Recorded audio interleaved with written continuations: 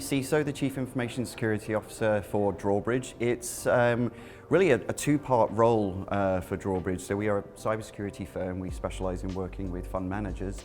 But my role is both a corporate role as well as a client-facing role. So obviously we want to make sure that our own cybersecurity lives up to the standards that we expect. So I have that part of my role.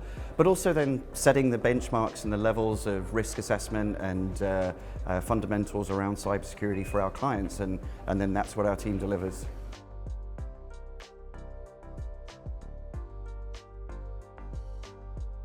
So it's been an interesting one with the developments. They have a core set of fundamentals, I would say, that they continue to show through examination priorities, fundamentals around policies, procedures, the risk assessments, but they look at what's happening in the world too to add in that little extra element on each individual year. So last year's, for example, included the geopolitical view of, are there any potential risks there? We look at Ukraine, for example, and the potential. There was a large number of technological firms with certain centers based out there for software development. And what does that represent in terms of a risk to the business? So they're looking at things like that. You also see with the SEC the fundamentals as well around cybersecurity and a term operational resilience, which of course is now quite famous in Europe with DORA. But they're starting to use some of these terms too. So they're trying to see this sort of cohesive attitude, if you will, amongst regulators.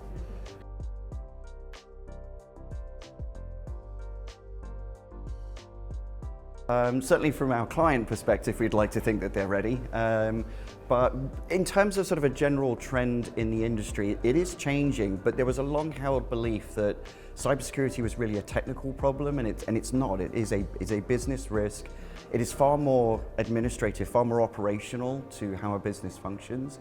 And so seeing that transition with managers recognizing that and looking to be ensure that they're implementing those policies, they are doing the risk assessment of vendors, all these additional things that go beyond simple monitoring of viruses and phishing tests and things like that. So it's good to see that change happening. That's a real trend that we're witnessing. Yeah.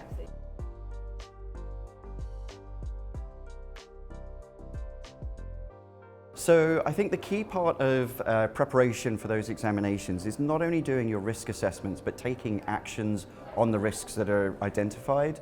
And it's documenting and proving that you're actually acting and reacting to what the results that have been found. So that's an important part. You also have to prepare for Reg SP, which is coming along in November for the larger firms, 2026 for the smaller firms. But that means you have to investigate all of your vendors that process any of your customer information, your LPs, and ensure that they are going to comply with some of the notification periods. So 72 hours is the primary part of that, ensuring that contractually they will report breaches to you. So that's some work that needs to be done. For many firms, it might be okay because vendors will already have GDPR clauses and 72 hours matches those. But some of the smaller vendors, particularly if they were US based only and not necessarily with a global focus, may have some work to do there.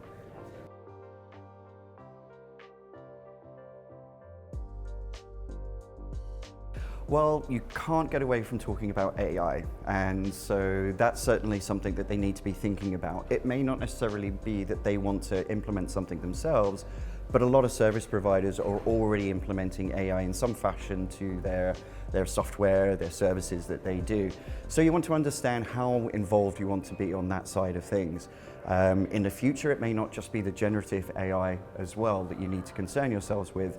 Are you going to potentially use this to make decisions within the business? Will you allow a computer model to make those decisions for you? So there's a lot to investigate there.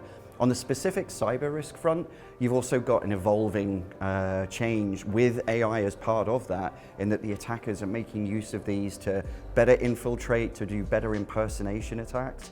And so staff training really has to reflect this changing atmosphere of phishing tests are not simply a FedEx tracking link or something like that. They're impersonating people within the company.